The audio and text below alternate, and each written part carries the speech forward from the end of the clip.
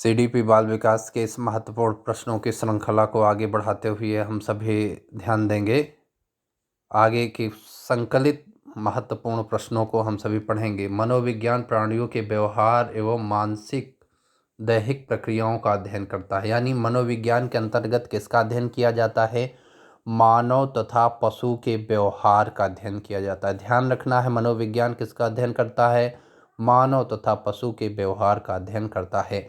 मनोविज्ञान का प्रारंभ कब माना जाता है? 16वीं शताब्दी में मनोविज्ञान का प्रारंभ माना जाता है। मनोविज्ञान के जनक किसे कहा जाता है? तो मनोविज्ञान के जनक अरस्तू को कहा जाता है। ये केलर ने मनोविज्ञान का जनक अरस्तू को बताया है।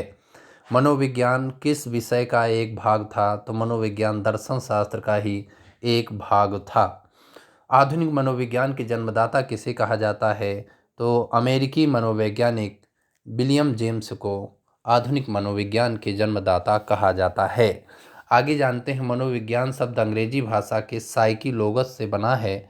साइकोलॉजी शब्द साइकी और लोगस से मिलकर बना है। साइकी का अर्थ है आत्मा का और लोगस का अर्थ है अध्ययन, अर्थात मनोविज्ञान आत्मा का अध्ययन कराता है।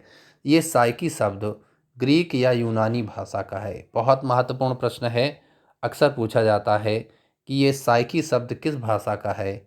ये ग्रीक भाषा का है, जिसे यूनानी भी कहते हैं। मनोविज्ञान शब्द का सर्वप्रथम प्रयोग रुडोल्फ गोल्काय ने किया था। शिक्षा मनोविज्ञान 1900 ईस्वी में अस्तित्व में आया और सबसे पहले शिक्षा मनोवैज्ञानिक थॉर्नडाइक को माना जाता है। आगे बढ़ते हैं, इस प्रश्न की श्रृंखला में समावेशी शिक्षा का क्या अर्थ है, इसे समझते हैं। समावेशी शिक्षा किसे कहते हैं? तो समावेशी शिक्षा उस शिक्षा को कहा जाता है जो सामान्य कक्षा हो और उसमें पिछड़े बच्चे हों या विशिष्ट बच्चे हों, उन सभी पिछड़े या विशिष्ट बालकों को भी, चाहे पिछड़े बालक हों या विशिष्ट बालक हों, एक सामान्य कक्षा में ही उनको भी समाहित करना समावेशी कहलाता है। चाहे बहुत ज़्यादा पिछड़े बच्चे हों जिनको कम आता है या बहुत एडवांस बच्चे हों जिनको आगे भी आता है, उन सभी तरह के बच्चों को एक सामान्य चल रही हुई क्लास में ही बैठाना समावेशी शिक्षा है। इंक्लूसिव एजुकेशन है, साफ सा समझना है। समावेशी शिक्षा वो है जिसमें सभी तरह की विभिन्नता वाले बच्चे एक साथ बैठ कर के पढ़ते हैं। विशिष्ट बालक के अंतर्गत कौन कौन आते हैं? विशिष्ट बालक क्या है? जो विशेष योग्यता रखते हैं विशिष्ट बालक कहलाते हैं। इसमें दोनों शामिल हैं, जो पिछड़े बालक होते हैं और प्रतिभाशाली बालक होते हैं। इन दोनों बालक को ही विशिष्ट बालक कहा जाता है। यदि एक लाइन में कहा जाए विशिष्ट बालक में शामिल नहीं है, तो सामान्य बच्चे विशिष्ट बालक में शामिल नहीं होते हैं। जो पिछड़े होते हैं या प्रतिभाशाली होते हैं, इन दोनों तरह के बालकों को विशिष्ट बालक कहा जाता है। विशिष्ट बालकों की कौन कौन सी श्रेणियां हैं, इसे हम आगे देखते हैं। शारीरिक अक्षम बालक, प्रतिभाशाली बालक, मंदबुद्धि बालक, समस्याग्रस्त बालक, असामान्य बालक, ये सभी विशिष्ट बालक की श्रेणी में आते हैं। अब एक प्रश्न ये बनता है कि पिछड़े बालक किसे कहेंगे? तो जिनकी बुद्धिलब्धि 85 से कम होती है, आईक्यू लेवल 85 से कम होता है, उन्हें हम पिछड़े बालक कहते हैं। जिनकी शैक्षिक लब्धि या बुद्धिलब्धि 85 से कम मानी जाती है, वो पिछड़े बालक कहलाते हैं। आगे देखते हैं, उत्तल दर्पण से आंशिक दृष्टि दोष वाले बालक पढ़ सकते हैं। यानी दृष्टि दोष यदि कोई किसी बालक को है, तो वह जो है उत्तल दर्पण का प्रयोग करता है। उसी की दृष्टि से वो उसी के आधार पर वह पढ़ सकता है। एक सामान्य जो दृष्टि बालक होगा उसका 20:70 माना जाता है। श्रवण बाधिर बच्चे जो 35 से लेकर 51 डेसिबल तक अगर उसे सुनाई देता है तो कम बाधित हैं। 55 से 69 तक है तो मंद बाधित हैं और 70 से 89 तक है तो गंभीर बाधित हैं और 90 से 100 डेसिबल तक यदि उनको ध्वनि करनी पड़े तब उन्हें सुनाई देता है, तब उन्हें पूर्ण बधिर माना जाता है। अब आइए आगे देखते हैं, अस्थि बाधिता के कारण जो हड्डी जो है हड्डी की दृष्टि से जो बाधित होते हैं, जिनकी हड्डियों में कोई ना कोई समस्या होती है, वो अस्थि बाधित कहलाते हैं। वो 3 प्रकार से वो हो सकते हैं। उन्हें जन्मजात ये समस्या हो सकती है, जैसे पोलियो जैसी समस्याएं अस्थि बाधित के अंतर्गत आती हैं। या दुर्घटनावश उनको अस्थि में समस्या हो या किसी बीमारी के कारण वो अस्थिबाधित होते हैं।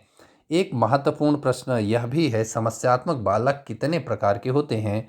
चोरी करने वाले बालक, कक्षा से भाग जाने वाले बालक, गुस्सा क्रोध करने वाले बालक, गृह कार्य करके ना आने वाले बालक, ये सभी बालक समस्यात्मक बालक कहलाते हैं। ये प्रॉब्लम चाइल्ड जो हैं, समस्यात्मक बालक जो हैं, वो ऐसे हैं जो चोरी करने वाले, कक्षा से भाग जाने वाले, गुस्सा करने वाले और गृह कार्य न करके आने वाले समस्यात्मक बालक कहलाते हैं। अपवंचित बालक देखते हैं आगे टॉपिक में। अपवंचित बालक, अपवंचित बालक उस बालक को कहा जाता है जो किसी सामाजिक कारणों से शिक्षा की मुख्य धारा में शामिल नहीं हो पाते, यानी वो वंचित रह जाते हैं। इन्हें सुविधा वंचित बालक भी कहा जाता है। इससे संबंधित एक वीडियो बन चुका है। अपवंचित बालक उस बालक को कहते हैं जो किसी भी सामाजिक कारण से, आर्थिक कारण से, किसी भी कारणों से वह शिक्षा की मुख्य धारा में शामिल नहीं हो पाते हैं, अपवंचित बालक या सुविधा वंचित बालक कहलाते हैं। अपवंचित बालक में कौन कौन शामिल होते हैं? ऐसे बालक जो घुमंतु होते हैं, ऐसे परिवार से आने वाले जो खानाबदोश जीवन व्यतीत करते हैं, श्रमिक परिवार से आने वाले बालक, अनुसूचित जाति अनुसूचित जनजाति के बच्चे, ये सभी अपवंचित बालक की श्रेणी में माने जाते हैं।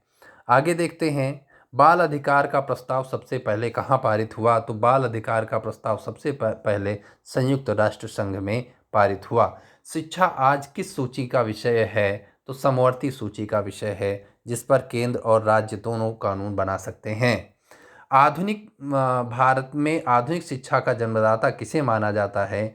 तो चार्ल्स ग्रांट को भारत में आधुनिक शिक्षा का जनक माना जाता है। निःशुल्क और अनिवार्य शिक्षा किस अनुच्छेद में इसका वर्णन है? अनुच्छेद 21 का। डाइट की स्थापना कब की गई? तो डाइट की स्थापना 1986 की राष्ट्रीय शिक्षा नीति के तहत की गई। निस्यंदन या छन्नीकरण का सिद्धांत का प्रतिपादन किसने किया? तो लॉर्ड मैकाले ने निस्यंदन या छन्नीकरण का सिद्धांत प्रतिपादन किया। एक महत्वपूर्ण प्रश्न है, ह्रास की समस्या क्या है? बच्चे जो बीच में ही विद्यालय छोड़कर चले जाते हैं, इसे ह्रास की समस्या कहा जाता है। बीईपी क्या है? बेसिक शिक्षा परियोजना को बीईपी नाम से जाना जाता है। मध्याह्न भोजन जो मिड डे मील की व्यवस्था की जाती है, इसका उद्देश्य क्या है? तो इसका उद्देश्य है विद्यालय में नामांकन में वृद्धि करना। आइए आगे बढ़ते हैं। Operation black board, operation black board का सुझाव किस राष्ट्रीय शिक्षा नीति में दिया गया? तो ऑपरेशन ब्लैक बोर्ड का सुझाव राष्ट्रीय शिक्षा नीति 1986 की राष्ट्रीय शिक्षा नीति में दिया गया, जिसमें भौतिक संसाधन विद्यालय में उपलब्ध कराए जाते हैं। संपूर्ण साक्षरता अभियान का प्रेरक वाक्य का क्या है? एक पढ़ाए एक संपूर्ण साक्षरता अभियान का प्रेरक वाक्य है। स्कूल रेडिनेस कार्यक्रम, स्कूल रेडिनेस कार्यक्रम क्या होता है?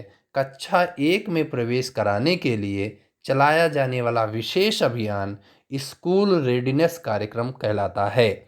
आगे बढ़ते हैं। व्यक्तिगत विभिन्नता किस लिए जरूरी है? तो व्यक्तिगत विभिन्नता जरूरी है छात्रों की व्यक्तिगत आवश्यकता के अनुसार उनको शिक्षा देने के लिए। उनकी व्यक्तिगत आवश्यकताएं क्या हैं, इसके अनुसार शिक्षा देना ही व्यक्तिगत भिन्नता का जो है ध्यान देना जरूरी है। सीखने के लिए आकलन किसे कहा जाता है? तो अभिप्रेरणा को बढ़ावा देने के लिए ये सीखने के लिए आकलन होता है। बंडूरा का जो सामाजिक अवलोकन का सिद्धांत है, ये अनुकरण द्वारा सीखने पर आश्रित है। शिक्षा शब्द संस्कृत भाषा के शिक्ष धातु से बना है, जिसमें टाप प्रत्यय लगा है, जो बड़ा आ बना देता है।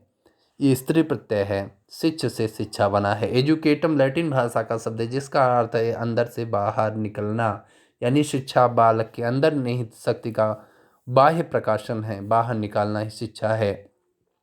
एक महत्वपूर्ण कथन महात्मा गांधी का है कि शिक्षा से मेरा अभिप्राय बालक तथा मनुष्य के शरीर, मस्तिष्क और आत्मा के सर्वांगीण विकास से है। 3 बातें, मनुष्य के शरीर, मस्तिष्क और आत्मा का जो है सर्वांगीण विकास करना है। आगे बढ़ते हैं और देखते हैं फ्रोबेल ने किस खेल पर बल दिया था? तो जो फ्रोबेल ने खेल विधि दी थी, उसमें ब्लॉक का खेल महत्वपूर्ण है। मानव आवश्यकता का सिद्धांत किसने दिया है? ये जो है अब्राहम मास्लो ने दिया है। वाइगोत्स्की के सिद्धांत में किस पक्ष की उपेक्षा की जाती है? जैविकी पर उपेक्षा की जाती है। इस प्रकार से इन महत्वपूर्ण प्रश्नों को हम सभी दोहरा करके आगे अपनी तैयारी को